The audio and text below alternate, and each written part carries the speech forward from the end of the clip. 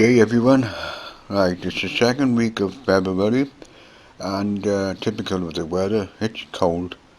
I got my heating on full blast, and my two dogs are wrapped up in blankets, and despite being under the blankets, they're shivering.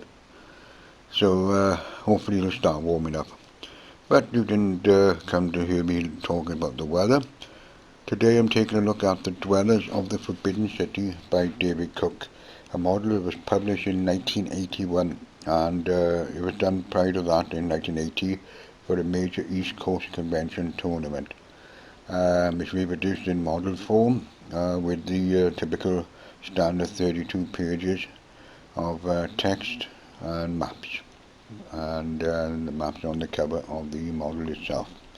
Now, David Cook, as his name is responsible for the second edition of the Advanced Dungeons and Dragons rules, which is basically a repeat of the old rules but cleaned up and tidied up, so it makes a lot better sense than the spaghetti that we had in the Player's Handbook and the Dungeon Master's Guide of Gary Gygax. There are certain changes, yes, but I will be covering them in a later video. But for now, we're taking a look at this particular module. Now, before I go any further, I would just like to say that I love sandbox models. Places where you can cram in a lot of events and adventures without having travelling too far to a different location on the map. If you can put them all in one place, then the players don't have to go yomping across the countryside for weeks on end just to get to an adventure model site, play that, and then jump across the mountainside all the way back home again. If you can fit a lot into one place, then I'm all for it. I'm quite happy with playing it that way. And Dwellers of the Forbidden City is a sandbox model in this fact that you have a city, and in this particular case, the city is crammed full of buildings and creatures and people as well.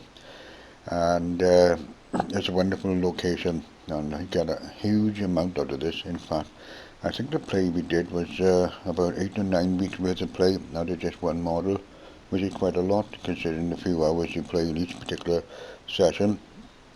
Right, so to begin, there's raids taking place in the countryside around, and they're all being pinpointed to this locale of the Forbidden City.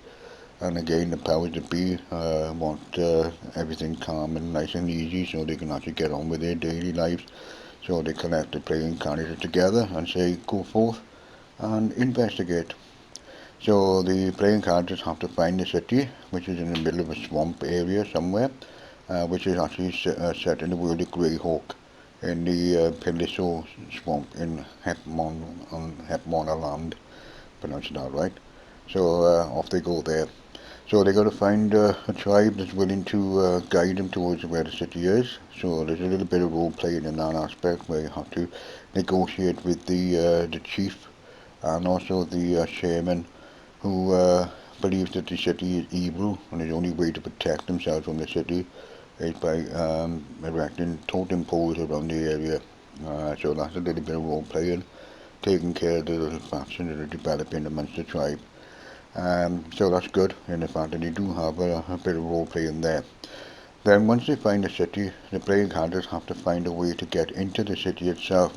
And it's not easy. They can go through a cave if they like, but there are guards there and several creatures that bar their way, and they have to work their way past that lot. Or they can climb down from the high walls around the city, or find a way somehow to get through that. In one position, use a tree which the playing character discover and climb down into. Once they find in the city, they explore dozens of buildings and large and small, and also encounter the different creatures that live there. You've got bullywugs, you've got Yanti, you've got mongrel men. Some work with each other and some fight with each other, and it's up to the playing characters how they deal with each situation they come. There's a lot to explore. Each building has something going on inside it, and so the characters can either go through like maniacs and start shooting up everything, or they can go subtle, take sides, and work their way around the city. But basically, when you look at it in a nutshell, It's basically getting in there, finding one tribe, figuring they're a good guy, and killing just about everything else off in the whole city. And that's the way that it actually worked. And I know it's not a nice thing to think of and do, but that's what happened with the playing characters once they got into the model. They picked the side of the mongrel men and started killing everybody else off. So we had quite a few battle royals in the several buildings and open places of the actual city itself. Now, the beginning of the model has the idea of raids, caravan raids, sorry, not caravan raids, but raids on the area, taking the treasures from the people travelling by, and so on and so forth. But there's a section in the back of the model which gives a suggestion of adventure hooks and how to get into the city and do what they need to do. So that's useful. So you're not just tied down to one particular idea. The adventure suggestions give you several different adventure hooks in getting the characters in. So that's a useful little bit there. Right at the end of the module is the new monsters, and we introduced several here that for the first time. Mongrel Men, Yuan-Ti, Tarzloi, and so on and so forth. And some of these creatures went on to feature heavily in later models, particularly in the second edition and third edition, fourth edition and the fifth edition. So they're a long-lasting concept of creatures, but so the first day, light of day in this particular model. Now the Mongrel Men, I quite enjoyed role-playing them as people who just want to get on with life and take each day as it comes. But they get a little bit resentful of the fact that they keep getting smacked around the head by the various bullywigs and Yuan-Ti. So they would love the playing characters to uh, help them out.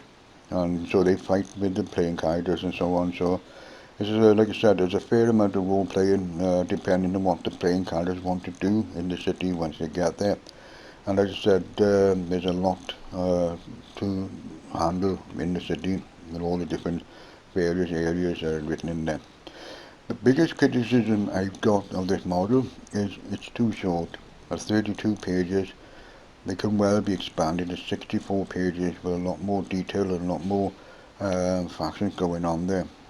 Particularly when you get humans in the city trying to exploit the various tribes for their own the various ends. And indeed, there are two humans in the city, and they're pretty tough gigs.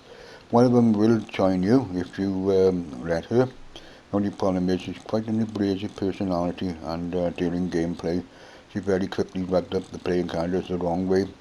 So yes, it was good to roleplay that, and it was good to see the players' reactions to her. The other fellow is a typical baddie that you find in any of the models and all that. A stock go-to baddie, if you like. And so the playing characters have no qualms or compunction in dispatching him with swift action. So yeah, that was one of the best models that you can possibly buy and play. We had a huge amount of